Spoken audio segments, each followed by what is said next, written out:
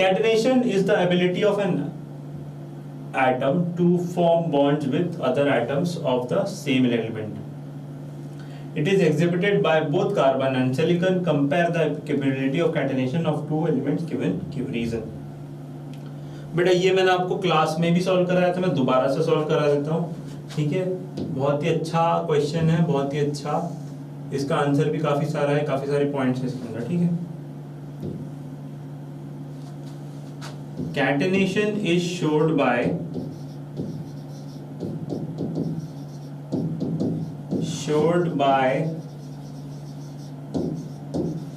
both carbon and silicon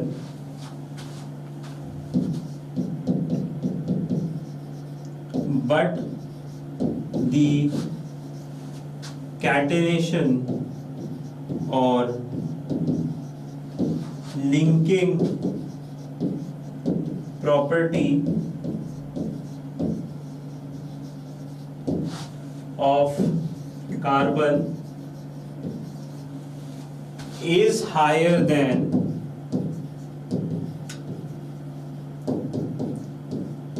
that of silicon, as the carbon compounds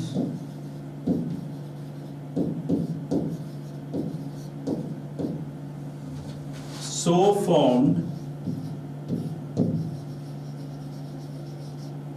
are stable both structurally and functionally, both structurally and thermally.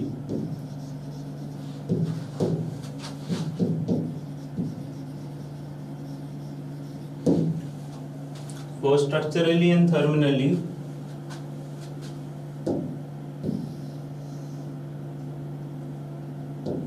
whereas silicon is only stable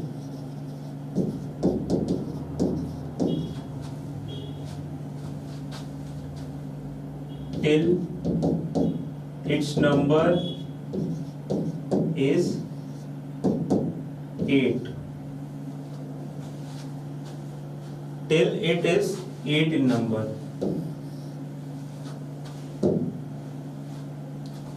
8 in number. A silicon compound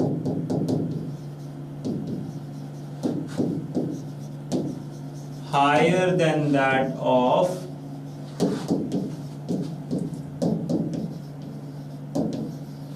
eight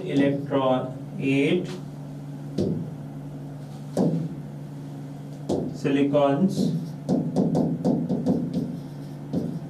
is thermally unstable and breaks itself into smaller chains.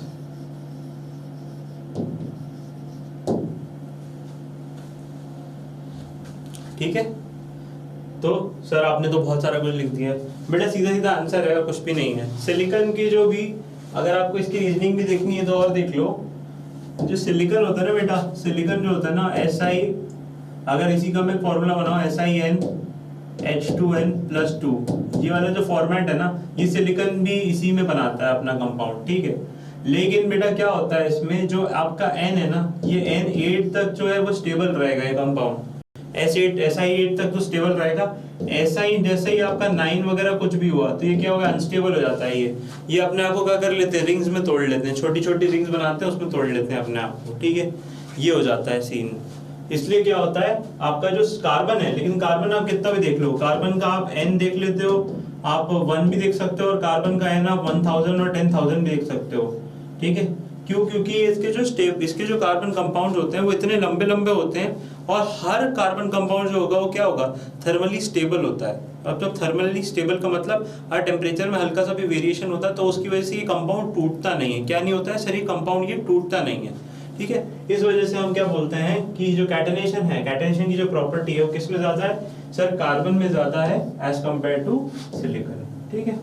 और सबसे important point है thermally stable होना, ठीक है। तो आप यहाँ पर लिख लेना थर्मली स्टेबल, स्टेबिलिटी जो है वो थर्मली होनी चाहिए, और वो आपका कार्बन कंपाउंड शो करता है और ये कंपाउंड शो नहीं करता है। एसिड टेस्ट जो मैंने लिखा है वो भी आप लिख करके आ जाओगे, आपको मार्क्स मिल जाएंगे, ठीक है। Next, unsaturated hydrocarbons contain multiple bonds between two carbon atoms and show addition reaction, ठीक है। give test to distinguish ethane from ethene, ठीक है। ethane from ethene, अगर आपको ethane यानी कि आपका क्या है CH3,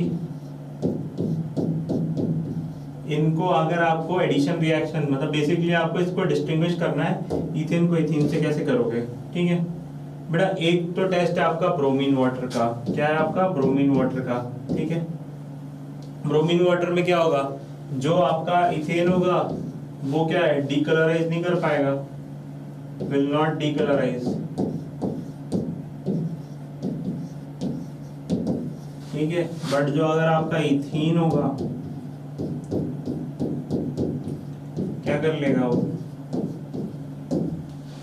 डीकलराइज कर लेगा। तो आपको समझ में आएगा सर, डीकलराइज हो रहा है तो क्या हो रहा है, डिस्टिंग्विश हो गया, सिंपल सा रिएक्शन। और भी रिएक्शन बहुत सारे हैं, देख लो इसको, ठीक है। ओके सर, समझ में आ गया हमको, बस बात तो ऐसे ही समझने वाली बात है सारी। ओके सर, आगे बढ़े। ओके, नेक्स्ट पे आ जाओ। Right structural formula of all isomers of hexane, hexane का सारे आइसोमर हमको बनाने हैं। आओ आ जाओ बनाते हैं। Right the structural formula of all isomers of hexane, ठीक है। हेक्सेन क्या है बेटा, पहले तो आपको देखना पड़ेगा सर, हेक्स मतलब 6, और आपका कितना होने चाहिए सर, हाइड्रोजन होने चाहिए सर 14, ठीक है। एक तो नॉर्मल स्ट्रक्चर है, कार्बन, सारे कार्बन एक साथ ऐसे जुड़े हो, ठीक है, पहला। दूसरा सर, चेन छोटी कर लेते हैं, एक को उठा करके कहीं बीच में लगा देते हैं, 5 की चेन कर लेते हैं, ठीक है। ये सब मैंने सिखाया आपको, ठीक है। एक ही पोजीशन पे लगा सकता हूँ मैं, हो गया सर, हाँ अभी भी 6, ठीक है। तीसरा, अभी भी चेन छोटी नहीं करी है मैंने, है ना, अभी भी 5 रहने दी, 1 2 3 4 5, ये हो गया, ठीक है। अब मैं बीच में लगा देता हूँ, ठीक है सर, तीसरा हो गया। आप चेन और छोटी कर लेते हैं, हाँ सर चेन और छोटी कर लीजिए, 4 का कर लीजिए, ठीक है, इसके अलावा तो नहीं होगी। 4 1 2 3 4, ठीक है। कहाँ लगा सकते हैं सर, एक यहाँ लगा दो आप, और एक यहाँ लगा दो, ठीक है सर, सही है। और क्या हो सकता है, एक और बन सकता है सर,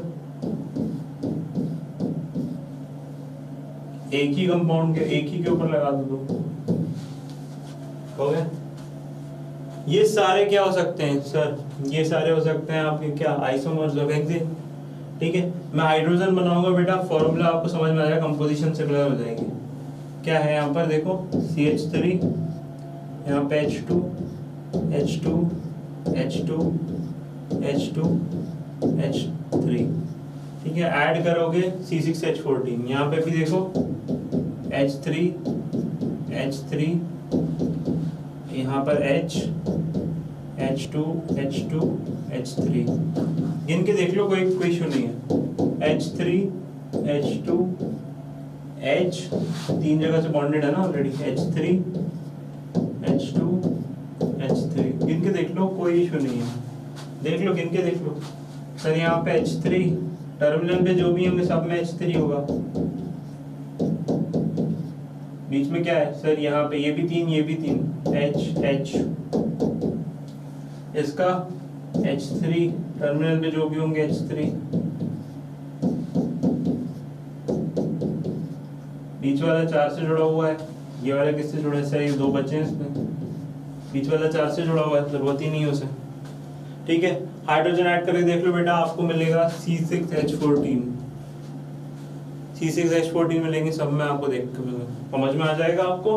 हाँ सर देख लो एक बार क्या किया हमने, किस अप्रोच से देखा वो भी देख लो कि किस अप्रोच से हमने सॉल्व किया इस क्वेश्चन को। देखो कुछ नहीं किया हमने, पहले तो चेन वैसी की वैसी रहने दी, इसमें तो कोई चेंज नहीं है। फिर ब्रांचिंग करने के लिए क्या किया, चेन को छोटा किया, चेन को छोटा किया, उसका एक कंपाउंड निकाला, उसको कहीं बीच में लगा दिया, ठीक है। उसकी पोजीशन 2 दिख रही थी मुझे यहाँ पे, अब यहाँ पे मैं लगाता और यहाँ पे लगाता, सेम बात होती, ठीक है। यहाँ पर अगर मैं कार्बन लगाता तो ये सेम बात होती, यहाँ पे लगाओ यहाँ पे लगाओ सेम बात होती, ठीक है। आप जब नेमिंग करोगे ना तो आपको काम नंबरिंग यहीं से चालू करनी पड़ेगी जहाँ से ब्रांचिंग है, सेम बात होती, ठीक है। ये बीच में एग्जैक्टली बीच में, तो इसका कोई सा भी कंपाउंड बनाऊंगा सेम बात होगी। इसमें हमने दोनों को इक्वली लगाया, सिमेट्री है इसमें, ठीक है। यहाँ पर हमने क्या किया, एक तरफ लगाया, मैंने दूसरी तरफ क्यों नहीं बनाया, सेम बात होती। फॉर्मूले को आप किधर से भी देखो सेम है, मॉलिक्यूल सेम रहता, ठीक है।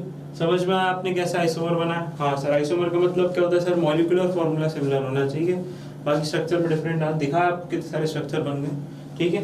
ये अगर आप इसका खाली, अगर आप हेक्सेन ये वाला नहीं कंसिडर करते हो, हाँ सर ये हेक्सेन है, नॉर्मल हेक्सेन है, तो उसके आइसोमर कितने बन रहे हैं, 1 2 3 4, 4 आइसोमर और दिख रहे हैं आपको, कितने दिख रहे हैं, तो 4 और दिख रहे हैं, और ये पांचवा मिलाकर के सारे आइसोमर्स हैं, पांचवा आइसोमर्स है C6H14 के आपके 6 आइसोमर, देख लो यहाँ पे, समझ में आ रहा होगा। हाँ सर आगे बढ़े नेक्स्ट क्वेश्चन की तरफ, नेक्स्ट क्वेश्चन की तरफ बढ़ते हैं। देखो क्या है, पर रखो इसको थोड़ा सा। What is the role of metal or reagents written on the arrows in the given chemical reaction, ठीक है। उनके जो रिएजेंट्स लिखे हुए हैं एरो के ऊपर, उनका क्या रोल है, एक एक का रोल बताना है आपको, ठीक है। बहुत ही इंटरेस्टिंग, बहुत ही इंटरेस्टिंग, बहुत ही इंटरेस्टिंग क्वेश्चन। निकल, निकल क्या कर रहे हैं यहाँ पे, कोई रिएक्शन में पार्टिसिपेट नहीं कर रहा है। जब पार्टिसिपेट नहीं कर रहा है तो क्या कर रहा है सर, ये रेट ऑफ द रिएक्शन को बढ़ा रहा है, रेट को बढ़ा रहा है, रेट को बढ़ा रहा है मतलब जितना यहाँ पर आपका ये कंपाउंड बनना था ना, आपका कितने ये 1 2 3 4 5 6 है ना आपके यहाँ पे। सर ये जो कंपाउंड है आपका, ये जो कंपाउंड बन रहा था ना यहाँ पर, बेसिकली जो कंपाउंड बन रहा था यहाँ पर, ठीक है, उसका क्या किया है सर, उसका रेट बढ़ा दिया, तो ये ज्यादा बनने लगे होंगे। तो निकल क्या काम कर रहा है सर, यहाँ पे रेट बढ़ा रहा है, तो क्या ये सर ये कैटलिस्ट की तरह काम कर रहा है। सर किसकी तरह काम कर रहा है, कैटलिस्ट की तरह काम कर रहा है, कैटलिस्ट की तरह, ठीक है।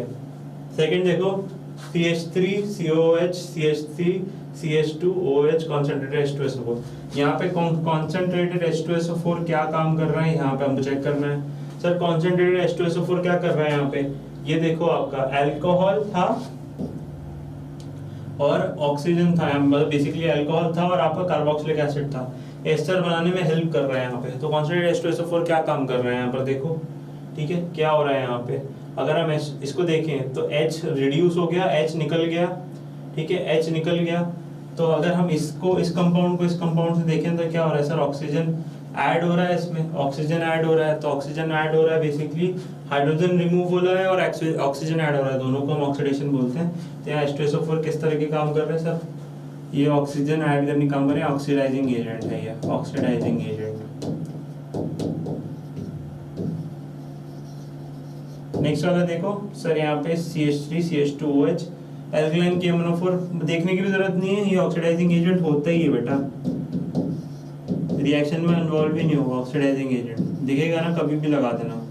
एक ये है और एक इसका भाई है K2Cr2O7, ठीक है, यही सेम काम करते हैं लोग, दोनों सेम काम करते हैं। आया समझ में, ध्यान से देख लो एक बार और। क्या कि प्रोडक्ट को देखते हैं हम बेटा, और हम क्या देखते हैं, हम रिएक्टेंट को देखते हैं, प्रोडक्ट और रिएक्टेंट, प्रोडक्ट और रिएक्टेंट को देखते हैं, बस सिंपल यही काम है हमारा। प्रोडक्ट को देखो, रिएक्टेंट को देखो, प्रोडक्ट को देखो, रिएक्टेंट को देखो, फिर क्या आ रहा है आंसर उसको चेक करो, ठीक है।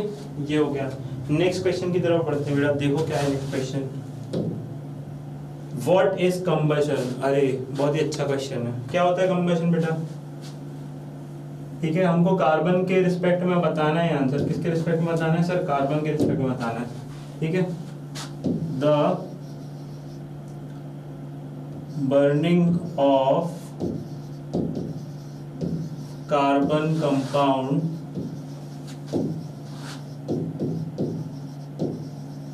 into carbon dioxide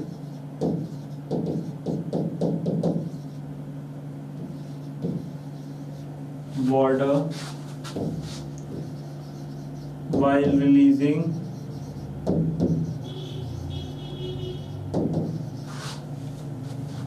heat and light. Burning of carbon compound into carbon dioxide water while releasing heat and light. तो अगर इसका हम फॉर्मूला देखें तो कैसा होगा बेटा? फॉर्मूला देखो सर, यहाँ पर कोई सा भी ले लो, CH4 ले लें, ठीक है, प्लस क्या आप रिलीज कर तो ऑक्सीजन से ऐड कर तो बर्निंग का मतलब क्या होता है सर? ऑक्सीजन से रिएक्शन होता है, क्या निकल रहा है सर? CO2 निकलेगा, पानी निकलेगा, पानी के साथ साथ में निकलेगा सर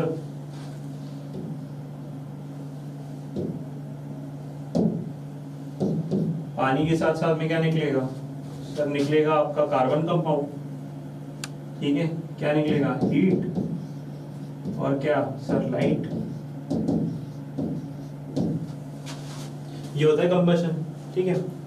अब इसमें भी ना ये आंसर अभी कंप्लीट नहीं हुआ है। अगर आपको ज्यादा मार्क्स के लिए आ गया क्वेश्चन, ये क्वेश्चन आपको ज्यादा मार्क्स के लिए आ गया तो आप क्या लिखोगे? इतना ही लिखोगे? नहीं, आपको ऐड करना पड़ेगा बेटा सैचुरेटेड और अनसैचुरेटेड का कॉन्सेप्ट ऐड करना पड़ेगा। सैचुरेटेड और अनसैचुरेटेड का कॉन्सेप्ट ऐड करना पड़ेगा कि सैचुरेटेड हाइड्रोकार्बन्स जो होते हैं उनमें जो कंबशन, ठीक है, उनमें जो कंबशन होता है उससे क्या होता है सर? उससे उस कंबशन में हीट जो सबसे ज्यादा निकलती है, क्या निकलती है?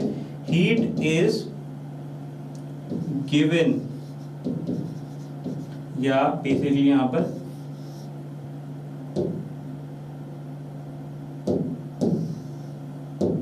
heat is produced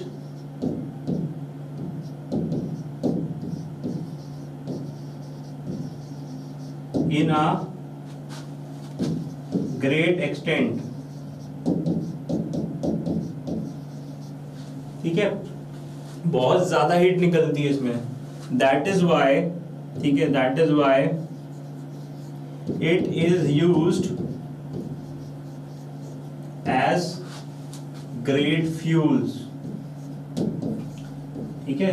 जो एयरक्राफ्ट वगैरह में फ्यूल्स यूज होते हैं ना बेटा, वो सैचुरेटेड हाइड्रोकार्बन के यूज होते हैं, ठीक है। क्यों? क्योंकि इसको जब हम जलाते हैं तो बेसिकली क्या है, स्ट्रॉन्ग कंपाउंड है, तो स्ट्रॉन्ग कंपाउंड को जब जलाएंगे ना तो स्ट्रॉन्ग कंपाउंड टूटेगा ना तो एनर्जी बहुत सारी निकलती है। तो एनर्जी खूब सारी निकलती है, किस फॉर्मेट में निकलती है? हीट के फॉर्मेट में निकलती है। अब जब हीट के फॉर्मेट में इतनी सारी एनर्जी निकल रही है ना बेटा, तो क्या होगा सर? उस एनर्जी को हम कहीं भी यूज कर सकते हैं। तो अगर वो मैं इंजन के ऊपर डाल दूंगा तो इंजन अच्छे से रन करने लगेगा।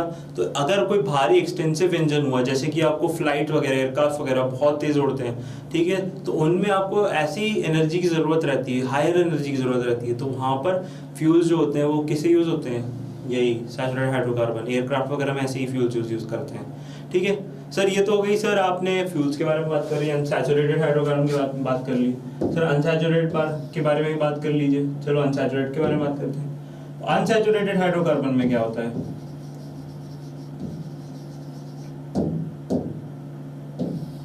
अनसैचुरेटेड हाइड्रोकार्बन का जो बेटा कंबशन होता है, सेम चीज निकलती है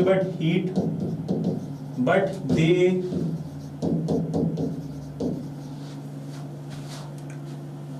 do not produce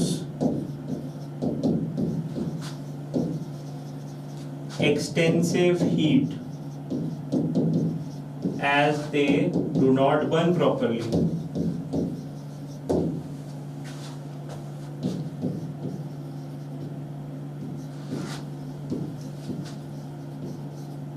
ठीक है, तो ये हीट भी जो है ढंग से नहीं रिलीज करते, इसलिए जनरली इनको कमजोर चीजों के लिए यूज किया जाता है जहां पे ज्यादा हीट की जरूरत नहीं है। जैसे कि क्या, अगर जैसे मुझे यहाँ पे दो मेटल रॉड को जोड़ना है तो मैं यहाँ पर क्या करूंगा, इनको जला लूंगा बेसिकली।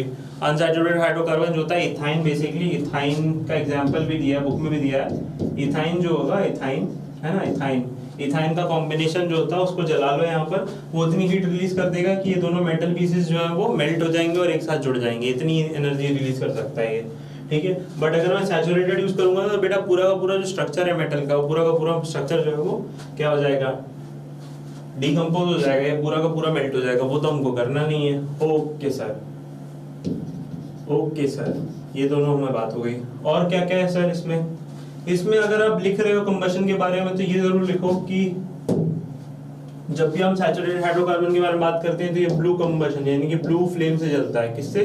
ब्लू फ्लेम मतलब सबसे ज्यादा हीट होती है, लाइट बहुत कम, लाइट जो है वो बहुत कम देता है ब्लू फ्लेम, लेकिन हीट सबसे ज्यादा ब्लू फ्लेम में होती है।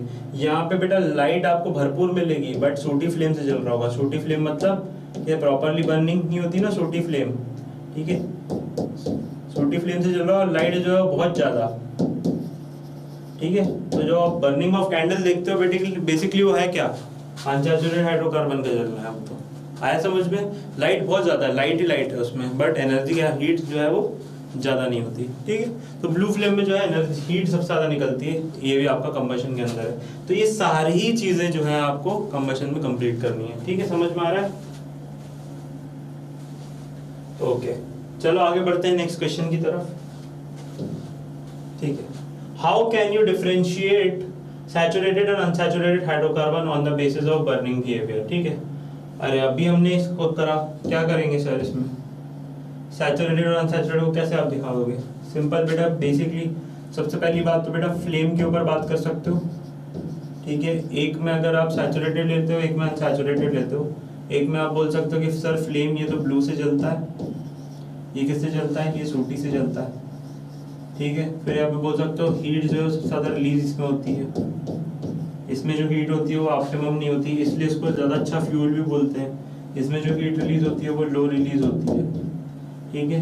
ये जनरली कहाँ वेल्डिंग में यूज करा जाता है, पर्पस वेल्डिंग पर्पस के लिए यूज किया जाता है, इसको थोड़ी ही हीट निकलती है इसमें, ठीक है ना। ये सारी चीजें बोल सकते हो आप, ठीक है। एग्जाम्पल भी दे सकते हो और भी कैंडल की बर्निंग भी दे सकते हो कि कैंडल की बर्निंग में ना जो उसका फ्लेम होता है, कैंडल का जो फ्लेम होता है बेटा, उसमें जो लास्ट वाला जो फ्लेम होता है ये ब्लू होता है। क्या होता है ये? ब्लू, एकदम लोअर जोन, मैक्सिमम हीट होती है इसमें। और ये वाला जो जोन होता है ऊपर का, ये क्या होता है? लाइट वाला जोन होता है, इसमें मिनिमम हीटिंग होती है, लाइट ज्यादा होती है इसमें।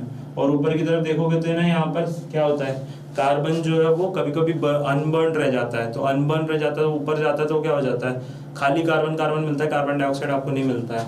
अगर आप क्या करो, कैंडल के ऊपर ना बेटा एक बार प्लेट लगा दो, तो क्या वो जलेगा ना, तो यहाँ पे क्या होगा सर? आपको काई जम जाएगा, काला जम जाएगा। काला क्या है? बेसिक कार्बन है, वो जला ही नहीं प्रॉपरली, तो क्या वो सीधा सीधा पेपर बन के ऊपर चिपक गया।